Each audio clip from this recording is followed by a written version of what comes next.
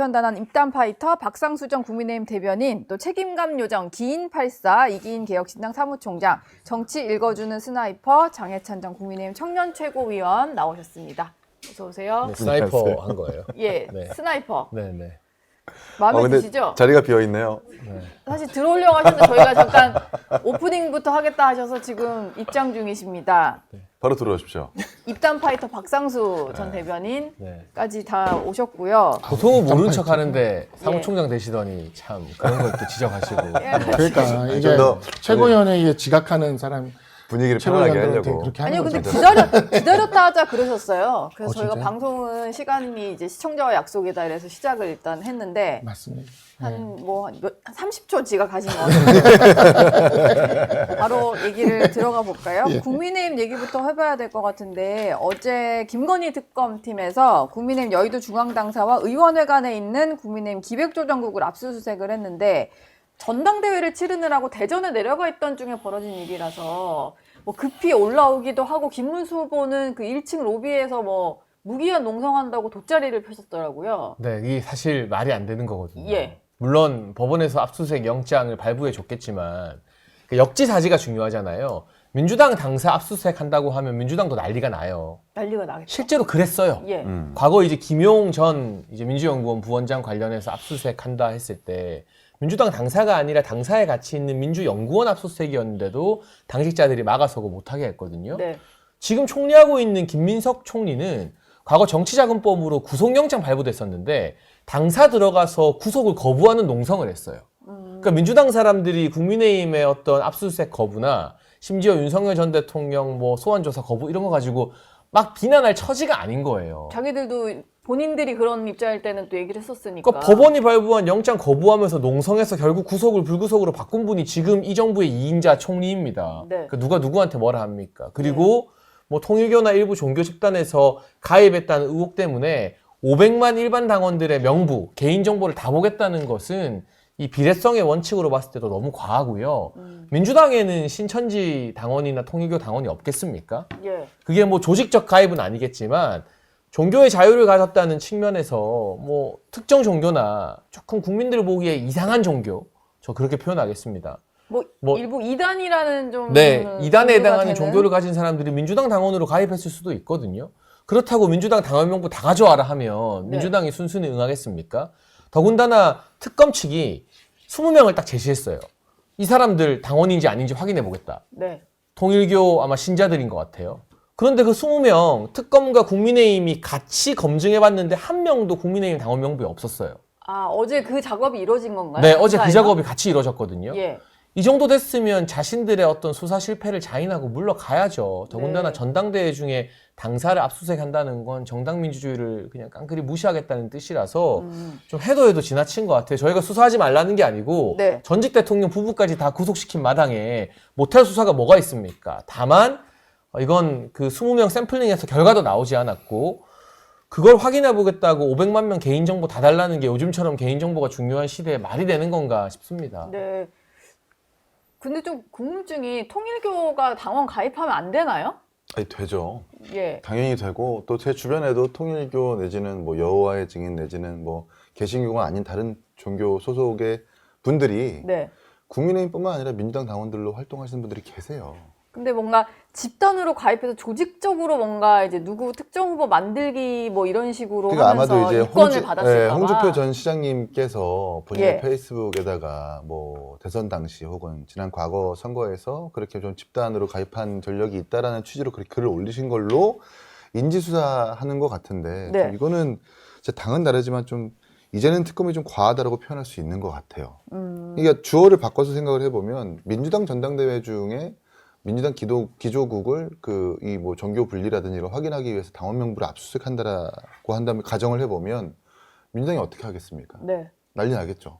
네, 이건 뭐 정치 검찰이라고 하든지 뭐 탄압이라고 하든지 당장 똑같은 기준이 지금 현명하게 적용되지 못하고 있다는 점에서 좀 안타깝고 저는 특검이 계속해서 이제 물론 특검법을 보면은 김건희 여사 특검과 관련해 가지고 인지 수사가 가능하겠지만 지금 계속해서 산발적으로 이 수사의 범위를 넓혀가고 있는 거거든요. 네. 뭐 이우한 화백의 어떤 그림이라든지 이번에 그 서희건설의 목걸이도 그렇고 전부 다 압수수색 영장에도 없었었고 특검 법에도 없었습니다.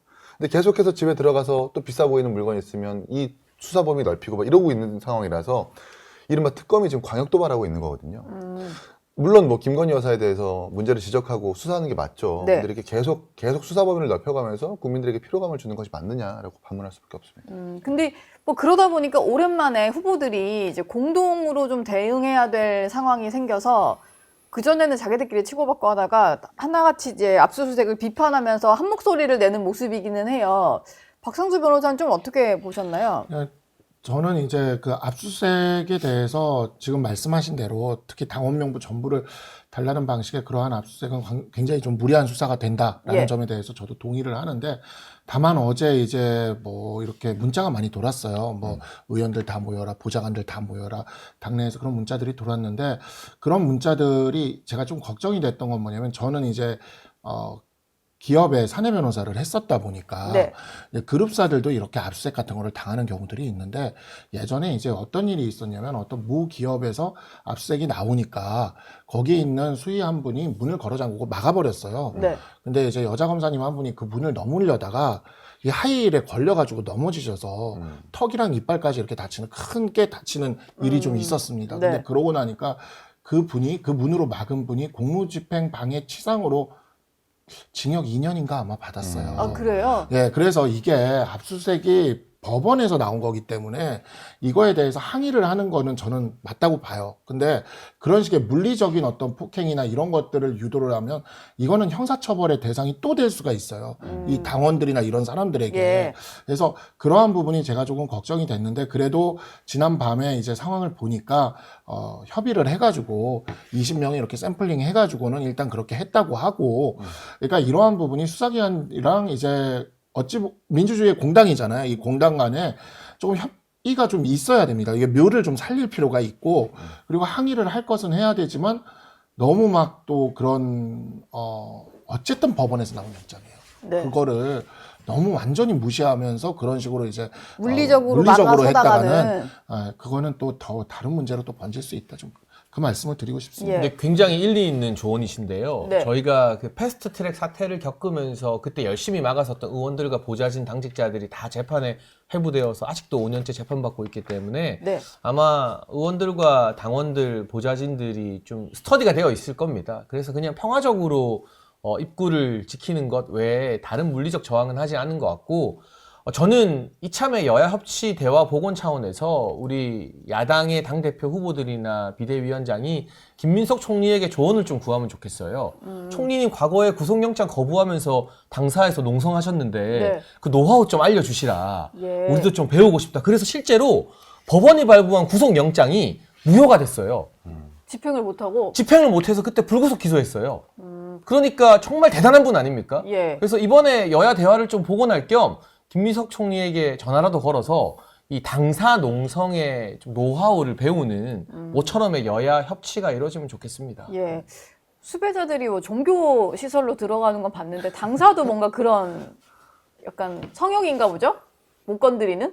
그렇게 숨어버리는 거 보니까. 그러니까요. 당연히 성역은 사실 아닐 텐데. 근데 예. 이게 좀 과하긴 너무 과해요. 그 근거가 일단 사실 좀 빈약합니다. 홍준표 시장님의 그 말씀 때문에 아마 이렇게 인지수사를 해서 통해서 압수수색을 했다는 것 자체가 좀 과하다는 생각이 들고. 아니 근데 다른 통일교는 의혹이 또 있을까요? 네. 그것만이 아니고 홍준표 시장은 이 이야기한 건 신천지인데 그쪽은 지금 수사가 없어요. 거기는 아마 지금 아직은 뭐 어떻게 하는지 안 하는지까지는 저도 모르는데, 그걸로 압색이 들어온 게 아니고 통일교 쪽은 건진법사 쪽이랑 해가지고 그 권성동 의원이랑 해서 그쪽으로 이렇게 지금 타고 들어오는 이제 상황이거든요. 보도에 따르면 네. 권성동 의원이 이제 뭐 청탁을 받았다라는 정도의 의혹. 그러니까 그걸 타고 들어오는 그러나 거죠. 이제 건진법사를 통해서 뭐 전당대회 내지는 선거에 개입하려고 뭐 대규모 당원을 가입했다라는 보도는 저 아직 못 봤거든요. 네. 네, 그냥 그걸 사실 그냥 정치적으로 주장할 수도 있는 거고, 그게 또 허풍일 수도 있는 거고. 그렇죠. 법원에서 왜 압수수색을 무슨 근거를 발부했는지는 잘 모르겠지만 과하다는 인상을 지울 수는 없다. 당원 명부를 대거 가져가겠다라고 하는 것은 좀 과하다. 일단 전당대회는 계속해서 좀 진행이 되고 있는데 일부 장소가 바뀌기도 하고 당사를 떠날 수가 없으니까 뭐 그런 식으로 되는 것 같아요. 이 압수수색과 검찰의 수사가 어떤 식으로 전대에 영향을 미칠지 모르겠는데, 일단은 얼마 전까지 보여준 모습만 보면 기승전환길이다라는 말이 나올 정도로 전환길 씨를 둘러싼 어떤 공방으로 전대가 다 휩쓸려갔다라는 얘기가 좀 나오거든요. 두 당원이 계시니까요. 어떻게 좀 보셨나요? 근데 이게 그 어느 정당이나 어느 정치 지정이나 강력한 힘을 가진 스피커들은 계속 존재를 해오거든요. 민주당이 김어준 씨나 이런 분들이 거론이 되고 하는 것처럼.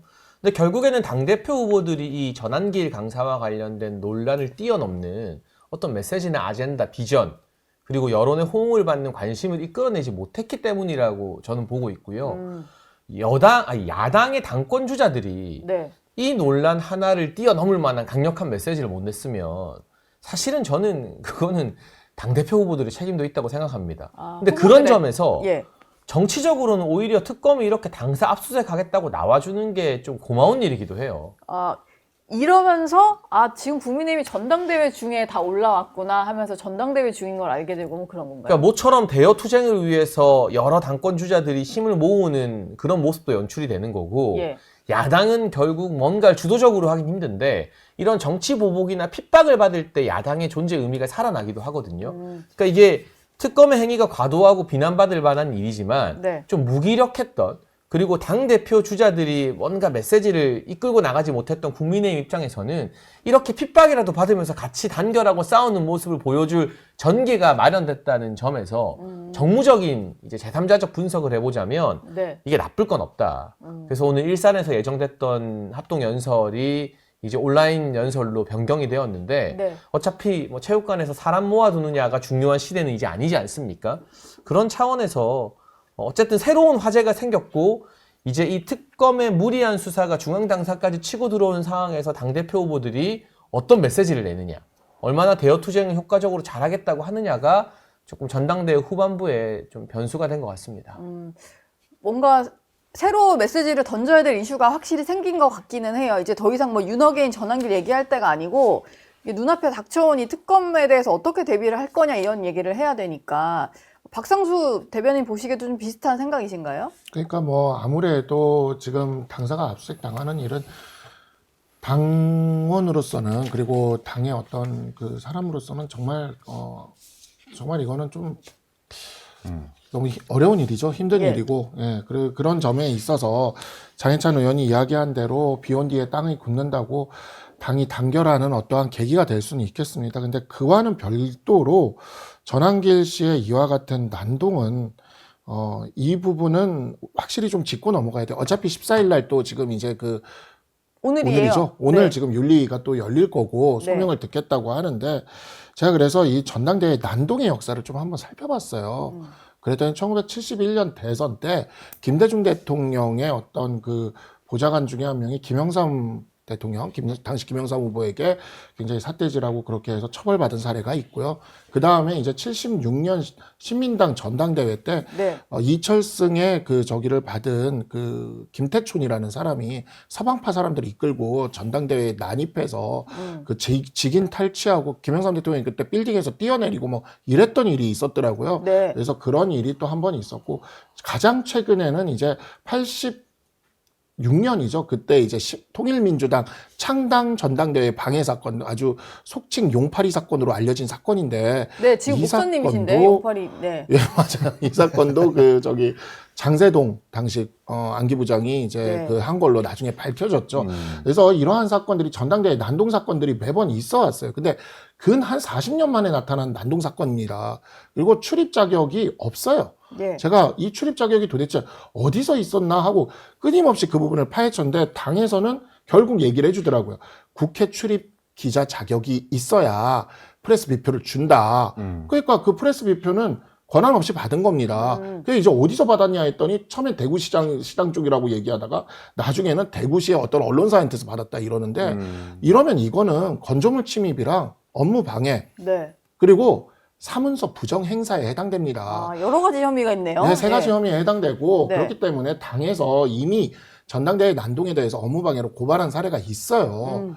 그래서 이와 같은 거는 앞으로 이런 난동은 있으면 안 되지 않습니까? 정파를 초월해서 네. 윤리위에서 그칠 게 아니라 당에서 고발을 해야 됩니다. 오늘 윤리위 있는데 여당 사무총장으로서 보시기에 근데 보니까 징계를 하지 말아야 된다라는 최고위원 후보들도 꽤 많고 아예 징계 시점을 뭐 뒤로 미뤄야 된다, 전대 영향 주면 안 된다 이런 목소리도 있는 것 같아요. 다 일리 있는 말씀인데 징계를 하려면 제대로 하라. 제명 이 정도의 강력한 징계를 통해서 다시는 얼씬거리지 못하게 하는 정도의 제명이 뭐 징계가 있어야지. 할 거면은 그냥 뭐 예를 들면 뭐 당원 자격 3개월 정지 내지는 뭐 주의 경고 조치까지 하면은 그냥 전환길 강사를 정치적으로 부양시켜주는 의미일 수밖에 없기 때문에 네. 그걸 해봐야 아무 소용이 없고 방금 설명해주신 뭐 76년 신민당 이태촌 사건이라든지 86년 용프레 사건과 이 전환길 강사의 어떤 차별화된 지점을 우리가 지적을 하자면 결국 일부 최고위원 후보들이 지금 전환길 강사한테 부원해동하고 있다라는 그분이 가장 좀 구분이 되고 있는 것 같아요. 일부 당대표랑 뭐 최고위원 후보들. 이른바 최근에 이제 보수 대연합 유튜브 TV에서 전환 강사 마치 면접을 보는 듯한 그런 모습을 연출하기도 했었었고 그 앞에서 강력한 지금 최고위원 뭐 당선 후보자가 뭐 혜성처럼 나타났다. 당을 지키자고 했었던 사람이다라고 하면서 굉장히 두둔하고 옹호하는 발언을 했고 또 심지어 김재원 최고 같은 경우에는 뭐 당 사무총장인가 당에 전화해가지고 이 징계는 잘못됐다라고 노골적으로 전화했다라는 것을 방송 앞에서 얘기하잖아요. 예.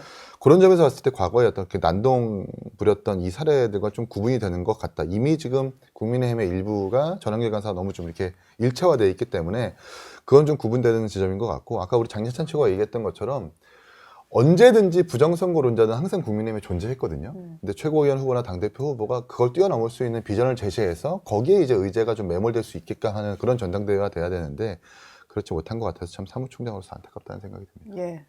옆에 당에서 보시기에도 좀 안타까우시군요. 그렇습니다. 사무총장으로서 하니까 우리 당 사무총장. 네, 전당대회 관리자이신 줄 알았어요.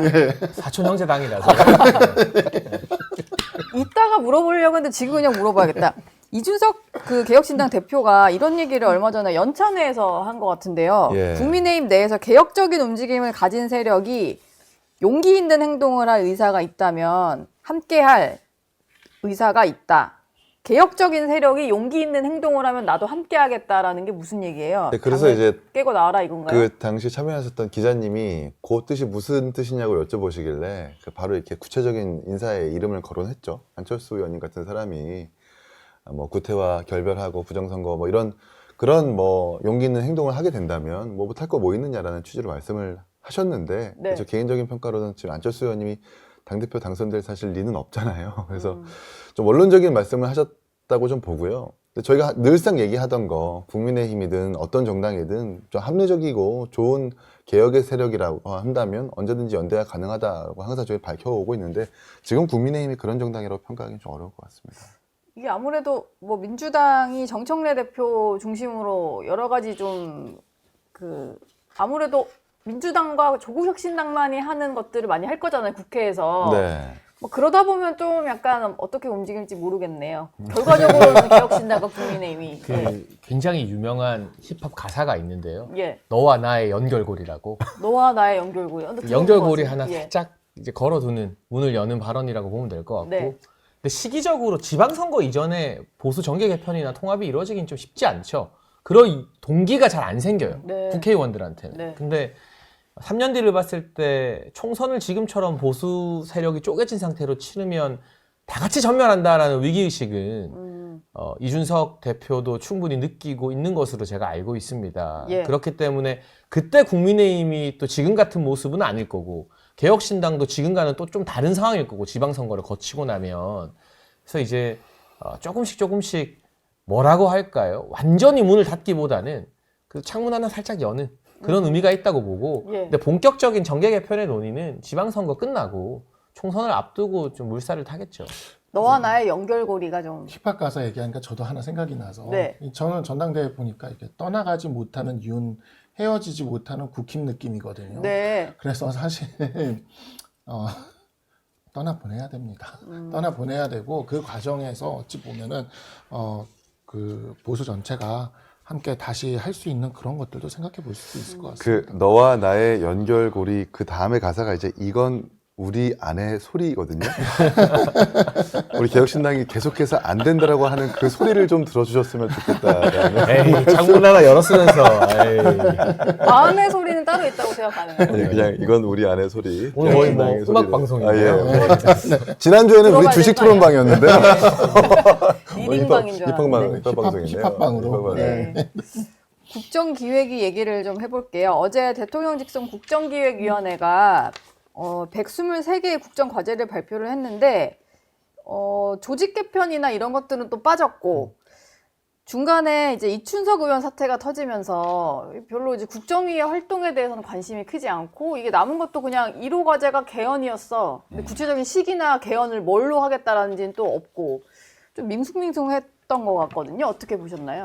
아무래도 이춘석 의원 그 사태가 정말 국정이 전체에 대해서 사실 우리 다 의혹의 눈으로 바라보게 만들었잖아요. 그래가지고 사실 국정이 게이트라고 진짜 불러야 될 것 같고 전수조사 해야 될 것 같아요. 왜 안 하는지를 모르겠어요. 특히 그 주식 보유와 관련돼서는 국정위가 정말 어찌 보면 주식시장의 가장 좋은 재료들을 가장 먼저 접할 수 있는 공간이지 않습니까? 그쵸. 그래서 이러한 지점들에 있어서 뭔가 구체적인 얘기를 하기에는 이제 자기들 스스로 힘이 빠진 상황인 것 같습니다. 그러다 보니까 유야무야 되는 것 같고 결국에는 탄핵 이후에 대통령 취임하고 뭐 이러다 보니까 인수위도 없었고 그러다 보니 국정위를 만들었고 임명식도 뭔가 이렇게 그렇게 한 것 같으니까 국민 임명식 한다고 내일 지금 네. 하면 또 뭔가 계속 도와주질 않네요. 계속 비가 오네요.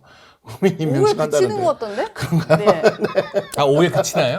아니 근데 네. 비가 그쳐도 비만 그칠 뿐 사실 지금 그쵸. 침수지대가 상당히 많기 맞아요. 때문에 막 어디 지방에서는 이렇게 침수 피해가 너무 심해가지고 뭐 어디 뭐 대피소에 피해 있는 상황에서 과연 저렇게 뭐 가수 싸이 불러가지고 노래나 부르면서 국민 임명식을 해야 될 때인가라는 생각이 듭니다. 오늘 밤에 전야제 한대잖아요. 여기서 진짜 그럴 땐가 싶어요. 왜냐하면 제가 출마했던 지역구 인천 서호갑도 지금 거기 지금 난리거든요. 네. 어제 정말 심각하더라고요. 네, 진짜 제가 거기서 고등학교 때까지 컸는데 제가 그렇게 성장하는 과정 동안에도 단 한 번도 이런 수해를 본 적이 없는 수해가 지금 네. 터졌어요. 그래서 청라 신도시 쪽에 완전히 뭐 지하주차장까지 다 잠기고 큰 시장이 3개가 있는데 그중 2시장이 완전히 물에 잠기는 지금 그런 상황이라서 너무너무 피해가 큰데 지금 이런 상황에서 무슨 뭐 전야제 오늘 저녁에 하고 대규모 행사를 할 대규모 상황인지. 행사를 하는 게 맞는지 모르겠습니다. 참고로 국민의힘 고양시의 호우 피해 때문에 네. 일산에서 예정됐던 전당대회 합동 연설을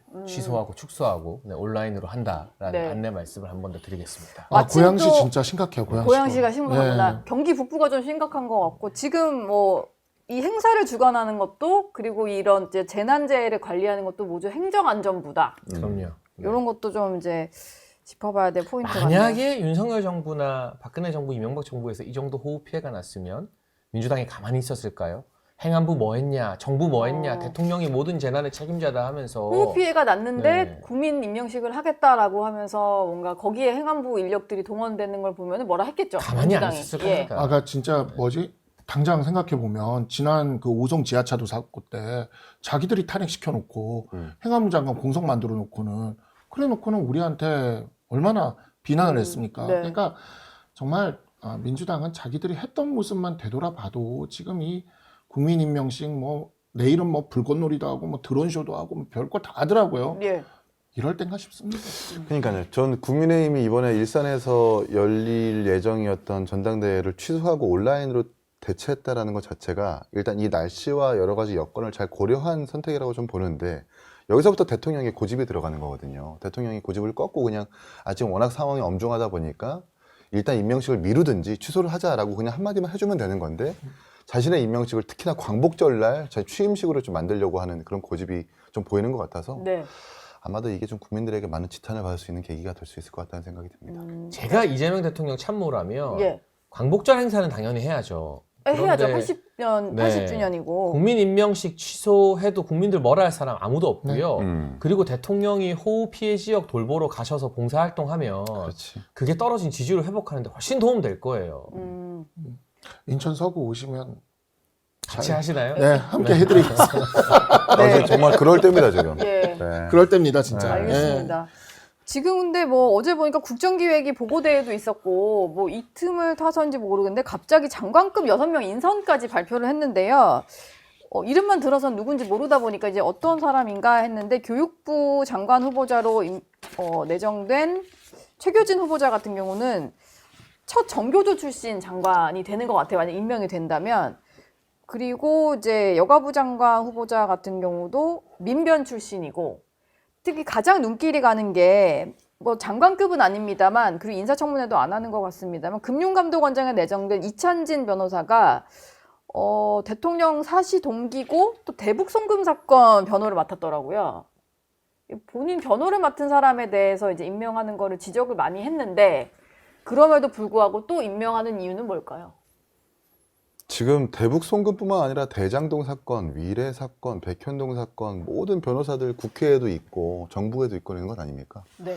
결국 전 국민 그리고 우리나라 전체를 자신의 방탄화하고 있다라고 좀 표현할 수밖에 없는 것 같고 진짜 정말 이재명 정부가 내세웠던 기조라고 하는 게 실용 정부인데 실용적으로 하려면 여야 할 것 없이 고르게 탕평책을 써서 어느 이념에 치우치지 않는다라는 평가를 받아야 될 텐데 지금 일단 면면을 보면은 그리고 이찬진 금융감독원장 같은 경우에는 뭐 어제 공개된 재산 이재명 대통령이 재산 신고에서 뭐 근저당 관련해 가지고 5억을 빌려줬다 만다 뭐 이런 의혹까지 있는 분이거든요. 네.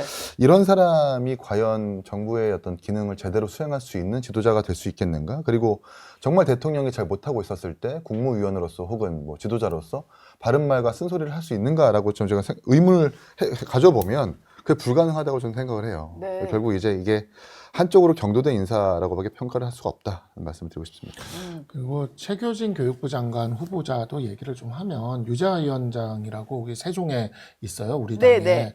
유재하 위원장이 최교진 이분이 이제 세종시 교육감 출신이에요. 삼선 교육감이죠. 맞아요. 예.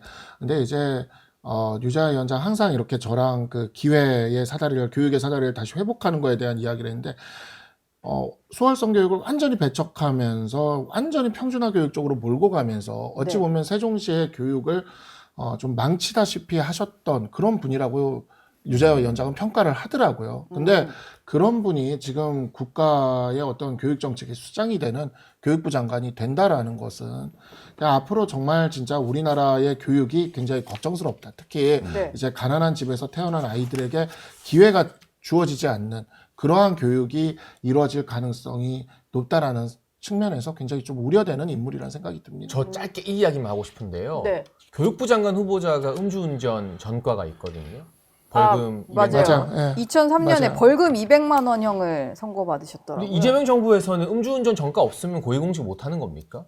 왜 이렇게 많은 사람들이 음주운전 전과가 있는지 모르겠고 저희 같은 젊은 정치인들, 30대, 40대 정치인들 음주운전 한 번 걸리면 영원히 전치 못해요, 이제는. 나라까죠. 근데 왜 이 어르신들은 윤창호법 이전에 음주운전은 아무 문제 없는 것처럼 그러고 이렇게 고위공직자 되고 이러고 인사검증을 철저히 했다고 하는지 네. 그럼 이제 많은 진보 진영에서 우리도 한 자리 하려면 지금이라도 음주운전 한번 해야 되나? 이런 고민이 들 것 같아요. 예. 그리고 다른 부처도 아니고 교육부잖아요. 네. 애들이 뭘 보고 배우겠어요.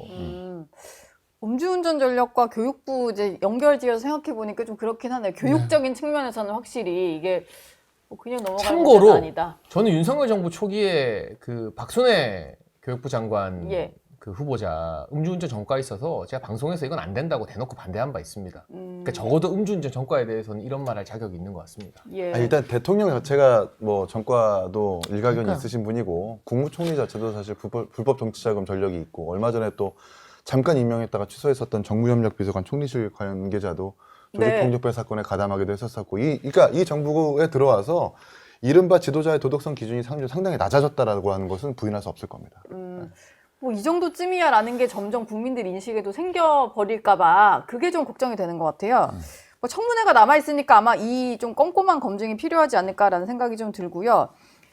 15일 0시면은 조국 전 대표가 사면이 됩니다. 일단은 그 여파로 국민의힘도 국민 임명식에 참석을 안 하겠다라고 하는 거잖아요. 지금 보면은 이제 국민의힘 소속 단체장들도 참석을 안 한다라고 해서 진짜로 반쪽 행사가 될 것 같아요. 그럼 아까 말씀하신 대로 비도 오고 이렇게 국민 임명식이라고 하지만 반쪽 국민들만 데리고 하는 거면은 좀 다시 검토해 볼 필요도 있지 않을까 싶은데. 그러니까 지금 대통령실에서 아까도 계속 얘기가 나왔지만 지금 호우 피해가 너무 심합니다. 진짜 너무 심해서 예. 지금 어제 제가 출마했던 그 지역, 제가 당협했던 그 지역의 시구의원들은 어제 거의 밤을 꼴딱 새다시피 했어요. 저도 어제 그 단톡방이나 제가 당협위원장은 내려놨어도 계속 연락을 받고 그러는데 진짜 너무 심각해서 저도 지금 한번 가볼 생각인데 이게 좀 대통령이면 국민들을 보살펴야 되잖아요. 예. 네, 정말 너무너무 고통스럽습니다. 이런 날 축제하고 이런 날 이렇게 할 게 아닌 것 같아요. 그래서 국민 임명식만큼은 좀 이렇게 취소하고 8.15 광복절은 당연히 80주년인데 성대하게 치르는 거는 그거는 누가 뭐라 할 사람 없을 것 같습니다. 그러니까 예. 그렇게 했으면 좋겠고 조국 대표의 사면 이것은 이제 저는 이것으로 인해서 민주당 내에서 굉장히 큰 파란이 좀 일어날 것 같아요. 정치적으로는 그냥 저는 이 사람 사면을 도저히 동의할 수는 없는데 네. 정청래 의원과 그 이재명 대통령 간의 갈등이 점점 심해지는 것 같습니다. 점점. 이 사변을 보면요. 예, 그래서 그게 왜 느껴지냐면 며칠 전에 민주당 상임고문단이 정청래 대표에게 혼쭐을 냈죠. 예, 경고를 했잖아요. 네. 저는 이게 박원석 정의당 의원이 라디오 나와서 정청래 대표에게 얘기할 때 약간 그 경고성이 굉장히 좀 저기하다 느껴졌는데 이제는 민주당 상임고문단이 나섰어요. 원로들까지. 예, 그러면 이거는 갈등이 없는 게 아닙니다. 있어요. 예. 분명히 존재하는 갈등이고 네. 그 상황에서 조국 대표를 사면시켜서 활동하게 함으로 인해서 정청래 대표를 이재명 대통령이 견제하려는 것 같다. 그러니까 이재명 대통령은 국민 임명식에 국민의힘 사람들을 못 불러오는 것 정도가 아니라 이미 당에 대한 장악력도 어느 정도 잃어서 밖에서 조국혁신당이라는 용병을 데려와야 될 정도로 지금 이재명 대통령의 권력 기반이 약해져 가고 있다. 네. 그런데 여기서 임명식 하고 있을 때는 아닌 것 같습니다. 조국 전 대표가 확실히 뭔가 여권 지형에 변화를 줄 것 같기는 한데 아무래도 내년 지방선거 때 뭔가 움직임이 있지 않을까 싶어요. 근데 뭐 제가 취재를 해보니까 이미 조국혁신당은 지방선거를 준비하면서 합당까지는 좀 고려하고 있지 않다라고 얘기하더라고요. 민주당과의 합당 고려하고 네. 있지 않다. 이게 사실 저희도 지금 제3당이지만 그래도 집이 작고 초라해도 내 집이 있는 게 낫지. 민주당 내에서 조국혁신당 대표가 들어가서 계속 견제받는 것보다 계속 당 바깥에서 존재감을 더 뿜어내는 키울 수 게 있으니까. 네, 저 본인은 좋겠다고 생각을 할 겁니다. 네. 그리고 저 이명박 박근혜 대통령도 임명식에 참석 안 하겠다라는 거잖아요. 그러니까 저는 그 업보라는 말을 되게 참 항상 가슴에 새기는데 이게 선행을 하면은 좋은 결과가 나오는 거고 악행을 하면 나쁜 결과가 나온다는 건데 결국 조국과 윤미향 사면에 대한 업보가 이런 반쪽짜리 국민 임명식으로 나타나는 거고 그리고 그간에 지금 이재명 대통령이라는 정치인이 15년 동안 정치를 하면서 한쪽 진영의 이익을 추구하는 정치를 하다 보니까 결국 이렇게 반쪽 국정 운영으로 시작하고 아마도 임기 끝날 때까지도 계속 이 공론은 계속 분열될 것 같다. 결국 이게 이재명의 업보다라는 생각이 듭니다. 알겠습니다. 장해찬 최고모 마지막으로 하실 말씀 없으실까요? 근데 이제 조국 전 대표 같은 경우는요. 예. 뭐 서울시장이나 부산시장 출마도 거론되고 있지만 네. 인천 계양을 보궐선거 출마해서 국회의원 될 수 있다는 이야기도 많이 나오거든요. 개양을. 그러니까 본인은 아무래도 행정에 묶이는 것보다는 다음 대선을 바라보고 국회의원 하는 게 중앙 정치하기에는 유리하니까요. 네. 그러면 계양을은 이제 이재명 대통령의 지역구이기 때문에 친문주자로서 이재명의 지역구에서 당선되면 그 정치적 후광 효과나 시너지 효과가 꽤 있잖아요. 그러니까 아무리 봐도 우리 당에서는 개항을에 그럼 누구를 내보내야 되나. 한동훈 전 대표나 이런 훌륭한 또 한동훈 전 전국구 대표 나오는 인사들이 거야? 나가서 한번 그런 준비도 해야 되는 거 아닌가. 여러 가지. 원희룡 네. 당협위원장 계신데. 네. 당협위원장이 여러 가지 여기는 생각이 드는데요. 네. 약간 서로 고사하는 분위기. 알겠습니다. 개항을 얘기는 다음 주에 또 다시 이어서 해보겠습니다. 재밌죠? 네. 오늘 세 분 말씀은 여기서 마무리하겠습니다. 고맙습니다. 감사합니다. 저희 영상 많이 시청해 주시고요. 좋아요, 구독, 댓글, 알림 설정 꼭 부탁드리겠습니다.